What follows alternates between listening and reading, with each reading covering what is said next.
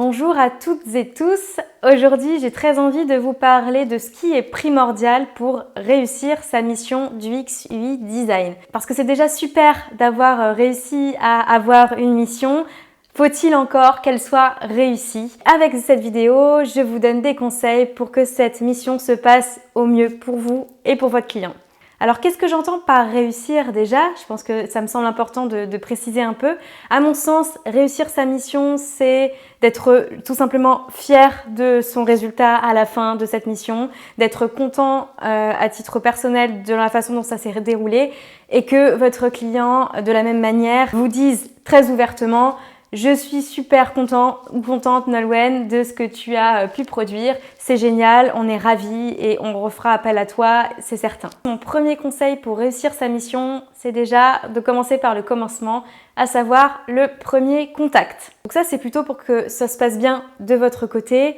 C'est de réussir lors de ce premier contact à déterminer si ce prospect qui deviendra un client est un client qui visiblement vous fera confiance ou pas. Parce que si clairement vous flairez, vous sentez que c'est un client qui aura du mal à faire confiance, à réellement déléguer pas mal de choses, eh bien, il va falloir vous poser la question de comment vous pouvez verrouiller la chose. Quelles limites je vais poser à ce client parce que visiblement, vu qu'il n'a pas confiance, il va pouvoir peut-être me demander potentiellement 1 milliard d'allers-retours.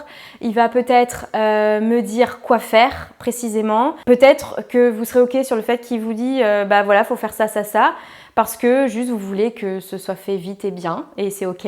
Peut-être que c'est pas un projet qui vous botte particulièrement.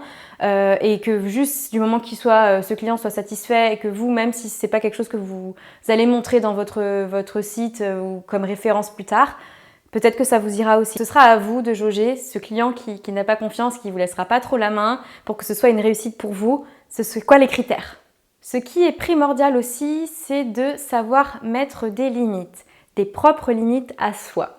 Je m'explique. On le sait très bien, l'UX/UI design, c'est un process itératif. C'est quelque chose qui ne s'arrête jamais, potentiellement. Et d'ailleurs, c'est super que ça ne s'arrête jamais, puisque l'idée, c'est d'améliorer constamment les choses. Mais donc, du coup, n'oubliez pas que là, on est dans un contexte de mission.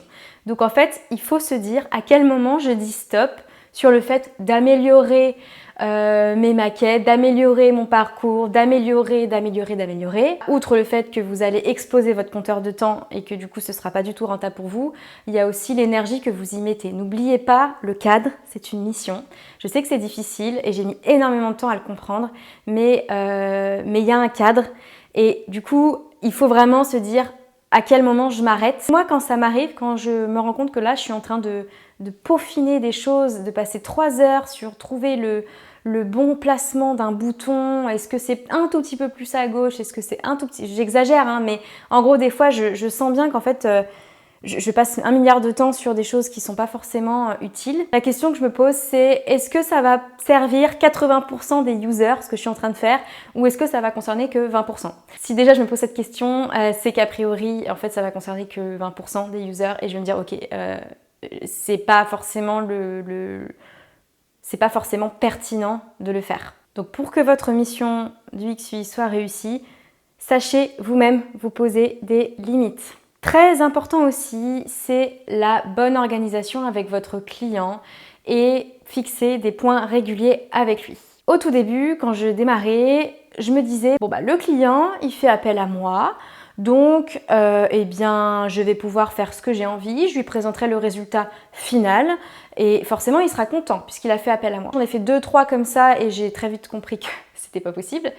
Parce que vous allez bosser potentiellement 10 jours, 5 jours, vous allez être persuadé que c'est ça, vous allez lui présenter et il va dire « Ah oui mais en fait non, c'est pas tout à fait ça » ou « Ah ça me fait penser que j'ai oublié de vous dire qu'il y avait ça, ça, ça ». Donc ça c'est le parfait exemple d'une mission client qui va progressivement aller à la catastrophe pour vous, pour le temps que vous allez passer dessus, parce que vous ne savez plus rien, vous ne savez plus qu'est-ce qui va convenir à votre client, etc. Pour pallier à ça, il faut prévoir des points régulièrement avec votre client tout au long de l'accompagnement. Ce sera à vous de déterminer où est-ce que c'est pertinent et où est-ce que vous vous sentez à l'aise de présenter votre travail, mais n'attendez pas la fin de la mission, ni même le milieu en fait. Moi, dès le 2e jour, enfin je commence déjà par un point dès le départ, mais même au bout de 4-5 jours, si c'est même une mission de 20 jours, je cale très souvent des points parce que il n'y a que comme ça qu'on peut verrouiller des étapes et éviter que la mission s'étale en longueur et où on revienne sur des choses, etc. Donc là, au moins avec ça, un point égale une validation et on ne revient pas dessus après. Ça participe grandement au fait de réussir sa mission. Là, je vais aborder le point le plus important de cette vidéo, la communication avec votre client. Je dirais que ça représente 70% du succès, de réussite d'une mission. J'ai accompagné des centaines de clients depuis que j'ai démarré et depuis quelques années, je leur demande qu'est-ce qu'ils ont pensé de notre collaboration, qu'est-ce qu'ils ont aimé. 80% d'entre eux me disent que c'est le fait d'avoir eu cette sensation d'être pris par la main, d'avoir cette sensation que en fait tout est logique, tout se déroule facilement, qu'à aucun moment ils se sont dit mon Dieu, où est-ce qu'on va? Ça, je le sais maintenant avec du recul, c'est la communication et c'est cette capacité à vulgariser ce que vous faites. Il faut être hyper OK avec ça. Vous vous adressez à des gens qui ne connaissent pas notre domaine. Ce qu'ils veulent, c'est le résultat final, mais c'est surtout avoir cette sensation que tout est justifié. Et donc ça, c'est hyper important. Ce qui fait la réussite de mes missions aujourd'hui, c'est ma capacité à leur communiquer mon cheminement. Voilà pourquoi j'ai décidé de mettre ça là, voilà pourquoi j'ai décidé que ce parcours sera celui-ci, sur quoi ça s'appuie, pourquoi j'ai besoin de tel élément pour pouvoir faire la suite. C'est vraiment de tout leur expliquer et d'être très pédagogue. Et ça, s'il y a quelque chose que vous devez travailler avec le temps, c'est la communication. Je vais dire quelque chose qui est un petit peu provoque, mais si vous êtes un très bon communicant, quoi que vous fassiez, le client sera content. Vous n'avez pas besoin d'être le meilleur designer de la Terre pour que cette mission soit réussie. Il suffit juste entre guillemets parce que c'est pas évident, mais il suffit simplement d'expliquer ce que vous faites et ça passe parce que c'est justifié. Le dernier point, mais pas des moindres non plus, à mon sens, réussir une mission, c'est aussi que le résultat qui soit livré soit vraiment le résultat final. J'entends par là que ce qu'on délivre souvent nous, ce sont des maquettes de sites, des maquettes d'applications, enfin beaucoup de maquettage et que le produit final, c'est ce qui est en ligne. Et ce qui est en ligne, c'est les développeurs qui le font, c'est les équipes en interne, c'est le client en interne avec la com, etc. En fait, ça m'est arrivé de juste pas trop considérer l'après. Et de me dire bah moi c'est bon, j'ai fait une maquette, je suis très contente. Quelques mois après, je vais voir le résultat en ligne et c'est pas du tout ce que j'avais maquetté. Et je suis dégoûtée parce qu'en fait j'ai tellement honte que je ne pourrais jamais montrer ça comme référence en fait.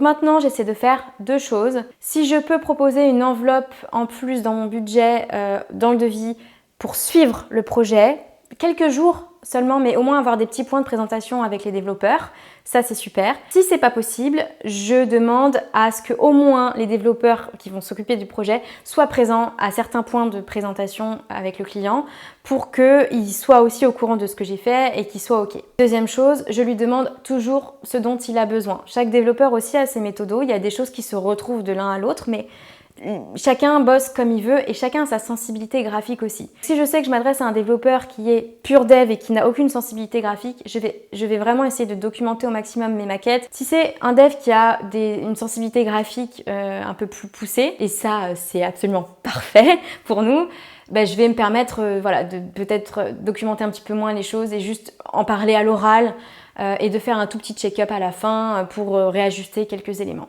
Et donc ça, c'est ce qui fera que vous serez très fiers ensuite de montrer le résultat. Donc voilà, pour moi, ce qui est primordial pour réussir sa mission du UX/UI, c'est de cerner son client, de savoir si oui ou non il est capable de faire confiance, c'est de poser des limites dans son travail, ne pas passer 1000 ans sur certaines choses, c'est une bonne organisation, prévoir des points réguliers avec votre client, bonne communication, très important, la communication, et ensuite de bien se dire qu'il y a les maquettes et il y a la vraie vie, il y a la mise en ligne, et donc c'est aussi communiquer avec le reste des équipes. Je serais très curieuse d'avoir votre avis sur la question. Qu'est-ce qui est primordial selon vous pour réussir sa mission du UX/UI design? N'hésitez pas si vous avez aussi des questions à me les poser en commentaire. Sinon, contactez-moi via LinkedIn, je réponds toujours à tous les messages.